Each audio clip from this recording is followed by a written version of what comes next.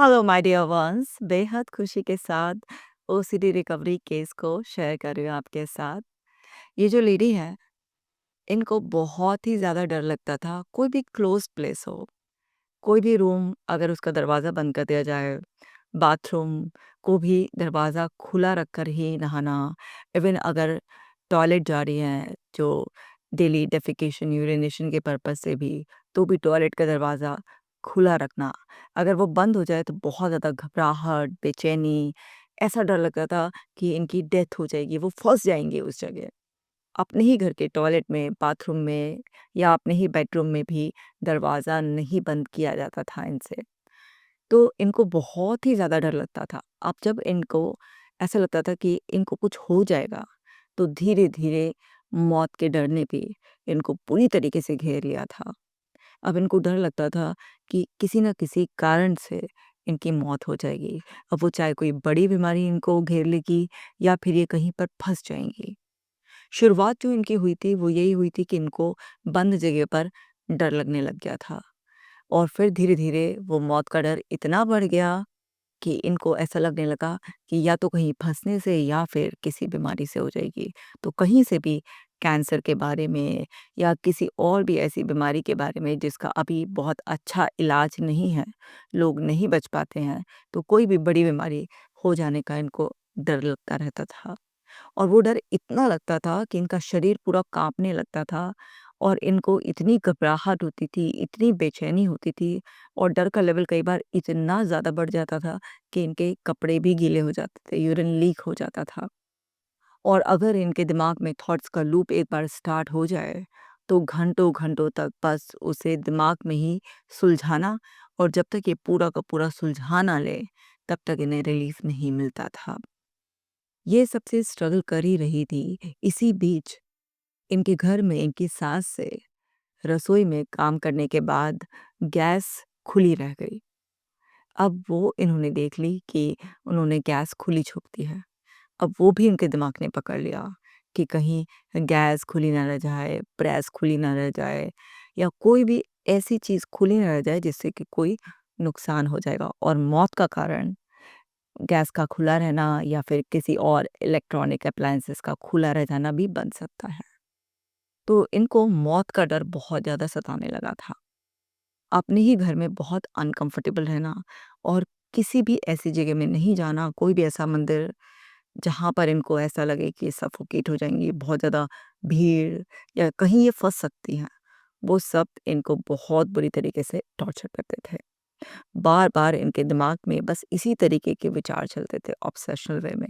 इनका mind assume कर के सिनेरियोज़ इनको बताता था, डराता था।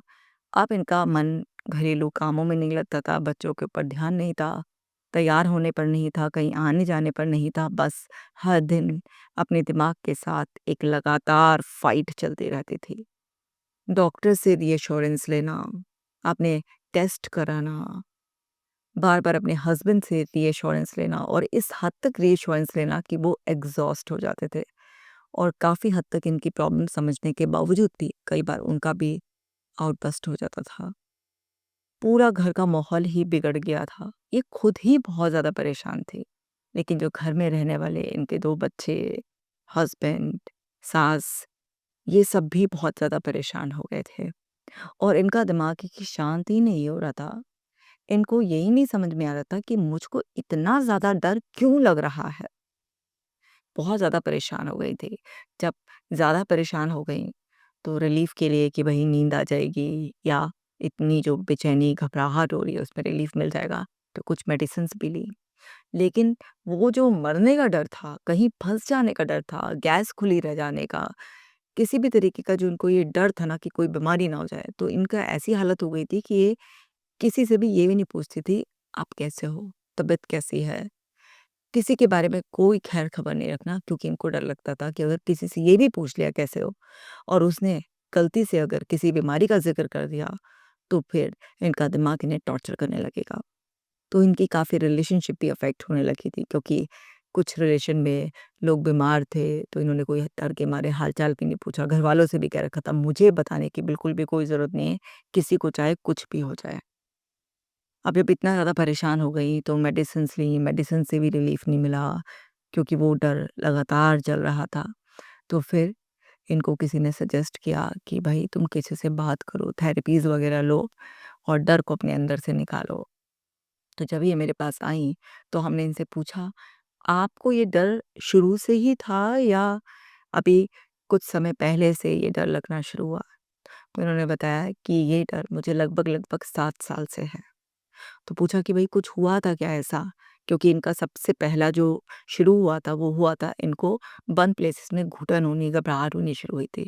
तो उन्होंने बताया कि हाँ, ये वाटर पार्क गए थे और वाटर पार्क में जो स्लाइड्स होती हैं, जो लंबी सी टनल वाली स्लाइड्स होती हैं, तो ये उसको राइड को एन्जॉय कर रहे थे और बीच में कुछ लाइट वाइट चली गई थी, कुछ ऐसा हुआ था कि जिसकी वजह से ये ना बीच में ही अटक गई थी और वो हुआ कुछ सेकंड के लिए था, इनको बहुत आराम से रेस्क्यू कर लिया गया क्योंकि जब वो जो ट्यूब होती है उसमें बैठकर वो पीछे से पुश करते हैं और आप पानी के साथ नीचे आ जाते हो पूरा, तो वो बीच में लेकिन ये जैसे ही एकदम से चिल्लाने लगी, तो वो पूरा का पूरा एकदम से इनको आके रेस्क्यू कर लिया गया था। इन्होंने बताया कि खुद वो 1 मिनट भी नहीं उस टनल में फँसी होंगी, लेकिन उस दिन जो उनको घबराहट, बेचैनी, डर था कि अब मैं नहीं बचूँगी, वो जो था वही सेम फीलिंग इनको महसूस होती है।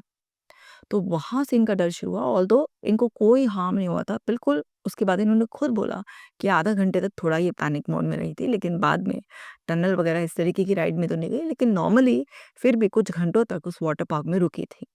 लेकिन उस टाइम की वो जो घबराहट, बेचैनी, जो मौत सामने इनको नज़र आ रही थी कि अब ये यहाँ पर बीच में फँस गई हैं, क्या होगा? तो वो सब सेम तरीके के एहसास इनको ना महसूस होते थे। अगर ये कहीं पर भी अपने रूम में भी और दरवाज़ा जो है ना किसी ने बंद कर दिया, तो इनको था कि बाहर से दरवाज़ा बंद हो गया, अभी खुलेगा नहीं, अब मैं फँस गई यहाँ पे। यही इनको सेम बाथरूम में और हर समय टॉयलेट वगैरह सब जगह जहाँ पर भी अगर आप दरवाज़ा नहीं बंद कर सकते, तो वो सब इनको एहसास लगता था। तो इनको वही फीलिंग जो पहली बार इनका वो जो एक एक्सपीरियंस था, वहाँ से इनका ये डर चालू हुआ। जब इनको ये सब कुछ बताया गया कि ये जो सारा फ़ियर आज जो आपकी सफ़रिंग है, इसका जो ट्रिगर पॉइंट था वो वही था और आप आधा घंटे तक जिस पैनिक मोड में रहीं, आपकी बॉडी ने वो सब लर्न कर लिया और जब भी आपका ब्रेन या आपका पूरा सिस्टम, आपकी बॉडी भी सेंस करती है कि आप किसी ऐसे प्लेस पे हैं जो थोड़ा क्लोज़ है, तो वो ऑटोमेटिकली इस तरीके से अज़्यूम करके रिस्पॉन्स देना शुरू कर देते हैं सो दैट आप पहले से ही अपने सेफ्टी अरेंजमेंट्स कर लें और आप करती भी हैं। आप दरवाज़ा बंद नहीं करती हैं। आप देखिए ना कि घर में 2 बच्चे, हस्बैंड, सास है और कोई लेडी टॉयलेट जा रही है, और दरवाज़ा खुला हुआ है, कोई अचानक से एंटर कर जाए तो। लेकिन इन्हें कोई परवाह नहीं इस बात का, बस दरवाज़ा खुला रहना चाहिए। तो इतना ज़्यादा वो डर इनके दिमाग में था क्योंकि इनका दिमाग वही थ्रेट सेंस कर रहा था। तो ब्रेन काम ही ऐसा करता है, लेकिन अब ये आम आदमी को तो पता नहीं होता कि हमारा दिमाग का काम करने का तरीका ऐसा है कि अगर हमारे साथ कोई ऐसा एक एक्सपीरियंस हो गया है जिसमें हम बहुत ही ज़्यादा डर गए थे, एकदम पैनिक मोड में चले गए थे और हमारी बॉडी ने बहुत ही ज़्यादा उस सारे सिम्पटम्स को एक्सपीरियंस किया था। तो हमारी बॉडी इस तरीके से, हमारा माइंड इस तरीके से जब भी कुछ देखेगा, इस तरीके की सिमिलर काइंड ऑफ सिचुएशन जहाँ पर ऐसा लग रहा है कि कुछ कंजस्टेड सा है, कुछ लाइक कहीं ऐसा हो कि कुछ बंद हो गया तो फिर हम निकल नहीं पाएँगे। तो वो उनके घर में भी होने लगा, बाहर तो ये जा ही नहीं रही थी। यहाँ जैसे कभी मंदिर वगैरह हिम्मत करके जाती तो कुछ मंदिरों के दरवाज़े छोटे होते हैं, उसमें ऐसे सर झुका के थोड़ा अंदर एंटर करने होते हैं, भीड़ भी होते हैं लोग, तो ऐसी जगह भी घबराहट होने लग गई। तो ऐसे ही हमारा दिमाग काम करता है, वो एक्सपीरियंसेस को सेव करके रखता है। तो ये समझ नहीं पा रही थी कि क्यों इनको इतना ज़्यादा डर लगता है। तो लगभग 7 साल पहले जब ये सारा इनके साथ एक्सपीरियंस हुआ था, वहाँ से इनको वो सब चीज़ें होनी शुरू हुई थी और ये धीरे-धीरे बढ़ता चला गया। समय के साथ बढ़ता ही जा रहा था। क्योंकि जितना आप एस्केप लोगे या जितना आप कोई भी सेफ्टी बिहेवियर करोगे, तो डेफ़िनिटली उतना ही आपके ब्रेन को रॉन्ग सिग्नल मिलेगा। क्योंकि आप फेस नहीं कर रहे हो ना उसे नॉर्मली। आपका दिमाग ने चैनलाइज़ कर दिया उसे कि अगर एक बार ऐसा हुआ है, तो फिर ऐसा बार-बार ही होगा, जबकि ऐसा कुछ नहीं है। इनके हस्बैंड भी इनको नॉर्मल करने के लिए इन्होंने बताया है कि इनके रेस्क्यू करने के बाद क्योंकि वो स्लाइड बंद थोड़ी ना हुई, लोग आराम से एन्जॉय कर रहे थे उसमें। वो बाई चांस की बात थी कि कुछ सेकंडों के लिए ऐसा हुआ था कि रुक गए थे।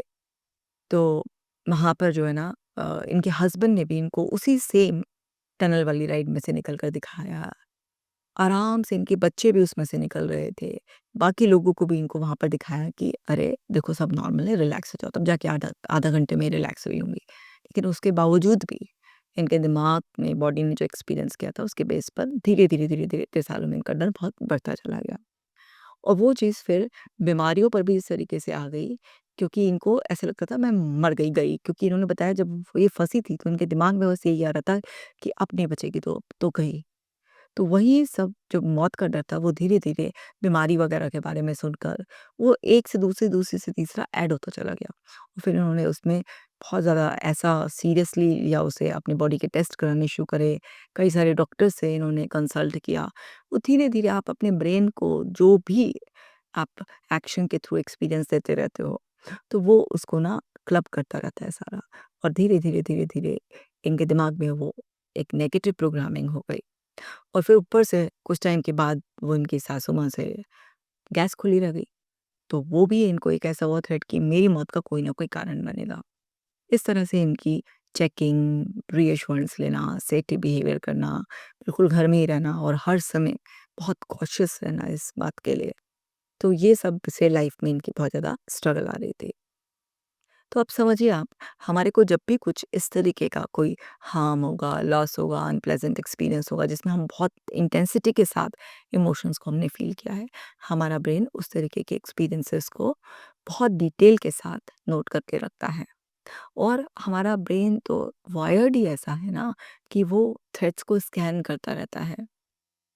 तो वो अज़्यूम थ्रेड्स पर भी, परसीव थ्रेड्स पर भी उसी तरीके के रिस्पॉन्सेज़ देना शुरू कर देता है, बॉडी को वैसे ही प्रिपेयर करना शुरू कर देता है, जैसे कि कोई रियल थ्रेट हो। अब घर में भई अगर बेडरूम का दरवाज़ा बंद भी है, तो आपके हाथ में कंट्रोल है ना। आप अंदर से बंद करोगे अगर आप अंदर हो तो। कौन है आपको जो बाहर से लॉक करके भाग जाएगा? आप ही के फैमिली मेंबर्स हैं, आपके बच्चे हैं, हस्बैंड है, सास है। कोई भी आपके साथ ऐसा नहीं करेगा। और अगर सपोज़ करो किसी से गलती से बंद हो भी गया, तो इतने बड़े कमरे में आपके बेडरूम में जहाँ पर फ़ैन भी है, एसी भी है, आप आराम से रेस्ट कर सकते हो कि अगर किसी बच्चे ने भी सपोज़ कीजिए गलती से बाहर से बंद कर दिया, तो खुल जाएगा। आपके पास फ़ोन भी है, आपके बेडरूम में टीवी भी है, आप आराम से अपने आप को एंटरटेन कर सकते हो। कोई ऐसी बात ही नहीं है कि इसमें कोई ऐसा रिस्क है कि आपकी डेथ हो जाएगी। लेकिन वो जो फ़ियर इनके दिमाग में घुस गया था, उससे इनकी हालत बहुत ज़्यादा ख़राब हो गई थी।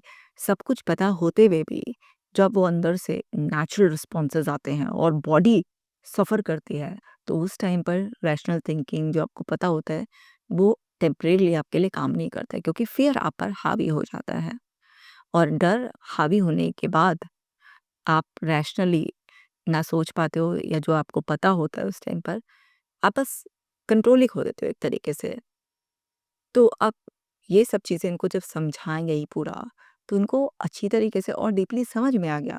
क्योंकि इनको याद तो था कि मेरे साथ ऐसा हुआ, लेकिन ये नहीं समझ पा रही थी कि इस सब का ओरिजिन वहीं से ही शुरू हुआ है और ब्रेन कैसे काम करता है। तो इनको पूरा का पूरा समझाया गया कि माइंड कैसे फंक्शन करता है, कैसे एक्सपीरियंसेस को वो नोट करता है और किस तरह से माइंड थ्रेट को सेंस करता रहता है और कैसे असम्पशन बेस्ड वो आपको प्रोटेक्ट करने की कोशिश करता रहता है। और अगर आप एस्केप करते हो या सेफ्टी बिहेवियर अपनाते हो, कोई भी रीअश्योरेंस लेते हो, तो ब्रेन को एक मैसेज चला जाता है कि वो सही है, और फिर वो और पावर लगाता है और आपको उस थ्रेट के लिए भी प्रोटेक्ट करने के लिए इस तरीके के रिस्पॉन्सेज देता रहता है जो एक्चुअल में है ही नहीं। तो आपको एक्सपोज करना है, फेस करना है। बट इनके अंदर फ़ियर बहुत ज़्यादा था, तो एकदम से एक्सपोज़र के लिए रेडी नहीं थी। तो हमने लिया हिप्नोथेरेपी का सहारा, और हिप्नोथेरेपी से हम ले गए इनको सेम उसी एक्सपीरियंस पे जो इनको 7 साल पहले हुआ था, जहाँ पर ये उस वाटर पार्क में टनल वाली राइड पे फँस गई थी। तो उसको ही पूरा रीफ्रेम किया इनके माइंड में। वहाँ पर जो उनके फीलिंग्स थे, जो इंटरनल डायलॉग्स थे, वो चेंज करे, वो पूरा सिनेरियो चेंज करवाया। तो उससे वो जो कनेक्शन था इनका, उसको ब्रेक किया गया। और फिर इनके सबकॉन्शियस माइंड को उसी हिप्नोटिक स्टेट में सजेशंस दिए गए कि आज के बाद ये जब भी किसी भी ऐसे क्लोज प्लेस में जाएंगी, चाहे वो उनके घर का बाथरूम हो या इनका टॉयलेट हो या इनका बेडरूम हो या कहीं बाहर भी कुछ भी वैसा हो, तो ये नॉर्मल एकदम काम रिलैक्स फील करेंगी। और अगर इनका माइंड इनको सजेस्ट भी करेगा कि यहाँ पर कुछ खतरा है, तो ये समझेंगे कि ये पास्ट एक्सपीरियंस बेस्ड सजेशन आ रहा है, रियलिटी इससे बिल्कुल अलग है। तो बहुत सारे सजेशंस इनके अंदर डाले गए क्योंकि हिप्नोटिक स्टेट में माइंड बहुत ज़्यादा रिसेप्टिव हो जाता है, सारे सजेशंस को बहुत ईज़िली एब्ज़ॉर्ब कर लेता है। तो हिप्नोथेरेपी से इनको बहुत फ़ायदा हुआ। उसके बाद ग्रेजुअली इनको एक्सपोज़र्स के लिए तैयार किया गया। ग्राउंडिंग टेक्निक्स सिखाई गई, इनकी लाइफ में एक्सरसाइज़ेज़ ऐड की गई, इनका डाइट, लाइफ़स्टाइल जो कि पहले भी ठीक-ठाक था लेकिन और बेटर किया गया। और ग्राउंडिंग टेक्निक सीख कर ये अपने आप को वो जो फ़ियर ट्रिप पे इनका माइंड हिप्नोथेरेपी के बाद भी थोड़ा हल्का-फुल्का ले जा रहा था, इंटेंसिटी बहुत कम हो गई थी, लेकिन हल्का-फुल्का ले जाता था, वो सजेशन देता था, तुरंत ही एक ग्राउंडिंग टेक्निक लगाकर प्रेज़ेंट मोमेंट में आ जाती थी। और फिर इनको हमने कराए एक्सपोज़र्स। वो जो ये दरवाज़ा खोलकर सारे अपने काम कर रही थी, उसके लिए दरवाज़ा बंद करना कि पहले तो ऐसे ही बंद कर दिया, अभी अंदर से चटनी नहीं लगवाई। लेकिन हाँ, पूरा बंद कर दिया क्योंकि पहले तो ये खुला हुआ रखती थी, अब बंद करा। फिर धीरे-धीरे इनको ये करा कि आप अंदर से लॉक करो। इस तरह से फिर बाहर से लॉक कराया इनके बच्चों से। इस तरह से करते-करते इनको एक्सपोज़र कराया और ये कंफर्टेबल होती चली गई कि अगर ये अकेले भी हैं किसी भी क्लोज़्ड उसमें तो ये कंफर्टेबल एकदम रिलैक्स न्यूट्रल वही कॉन्फिडेंस जो हम सब में ही होता है कि भाई हम सेफ हैं, ऐसा कोई यहाँ पर खतरा नहीं है। ऐसे ही जो उनको ये था कि मैं मर जाऊँगी, तो उनको बताया कि भई आप नहीं होंगे, सारी टेस्ट रिपोर्ट्स नॉर्मल है, इतने मल्टीपल डॉक्टर्स से आपने बात की, सब सही है। और डेथ एक रियलिटी है लाइफ़ की, जब आनी होगी, तो वो आएगी ही, कोई भी रीज़न बन सकता है। लेकिन आप डेथ आने से पहले हर दिन अपने आप को क्यों मार रहे हो? क्योंकि जब ये तक ये काम हो गई थी और वो एक्सपोज़र करा के इनका जो क्लस्ट्रोफ़ोबिया है, वो बहुत हद तक कम हो गया था, बिल्कुल माइनर सा रह गया था। तो ये सोचने-समझने कि इस स्थिति में आ गए थे, इनको समझ में आ गया था कि ये सब माइंड का खेल है, रियलिटी कुछ नहीं है ऐसे। तो फिर इनको हमारी बातें जो इन्हें खुद भी पता थी पहले कि हाँ भाई मेरी सारी रिपोर्ट सही आ रही है, डॉक्टर सब मेरे को एश्योर करे भई आप बिल्कुल हेल्दी हो, आपको थोड़ी-सी बस एंग्ज़ायटी है, अपने उस पर काम करो। तो वो भी इनको ना समझ में आ गया था। फिर इन्होंने टेस्ट डॉक्टर से रीअश्योरेंस जो ये फ़ोन पे लेती रहती थी, सब इन्होंने बंद कर दिया और एक्सेप्ट कर लिया लाइफ की अनसर्टेनिटी को। व्हाट इफ सिनेरियोज़ जो इनका दिमाग बनाता रहता था एकदम कैटास्ट्रोफिक वे में, इनको पूरा मैनिपुलेट करता रहता था इनका दिमाग, वो सब फिर शांत होना शुरू हो गया।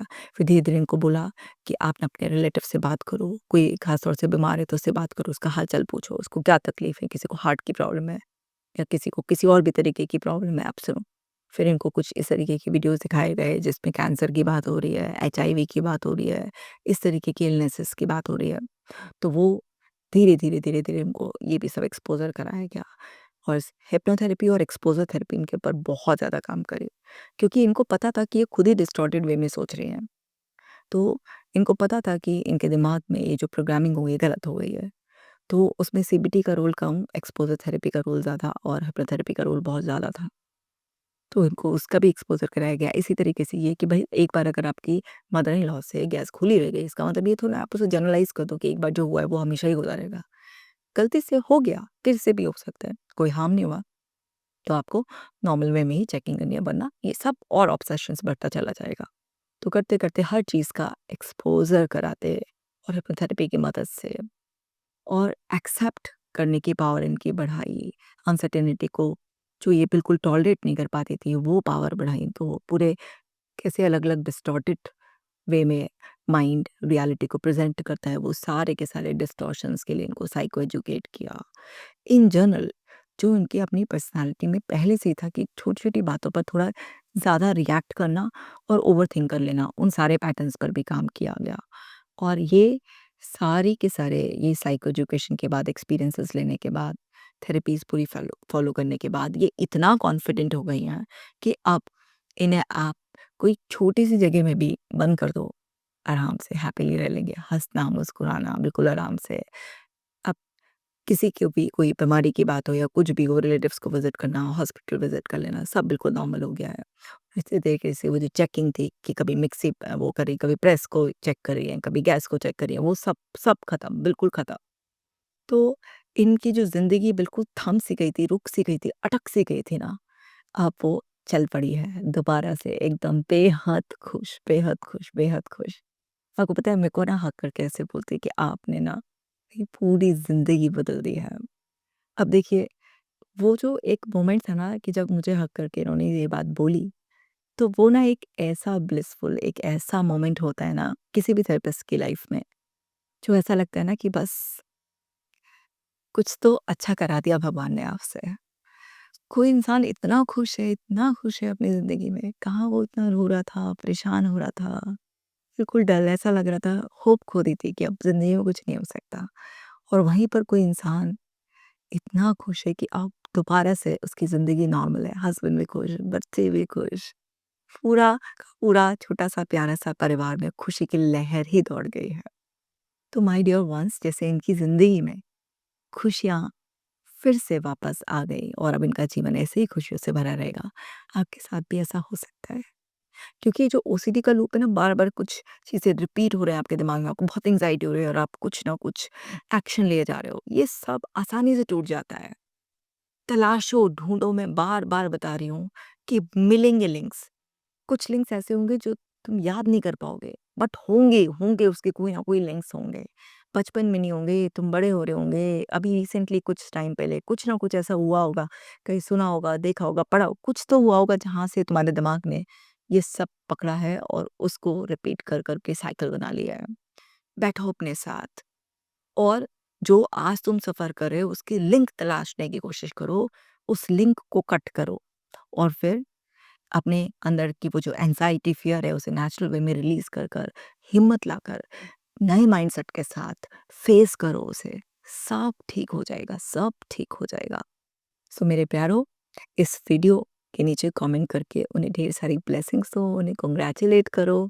चैनल पे नए हो तो सब्सक्राइब भी कर लेना इस वीडियो को, बाकी ओसीडी सफ़रर्स के साथ शेयर करो क्योंकि उनको उम्मीद मिलेगी, उनको भरोसा आएगा कि वो भी ठीक हो सकते हैं। तो सारी कम्युनिटीज़ में सफ़रर्स के साथ शेयर करो इस वीडियो को। मैं मिलूँगी आपसे नेक्स्ट वीडियो में, आप अपना ख़ास ख़्याल रखिएगा।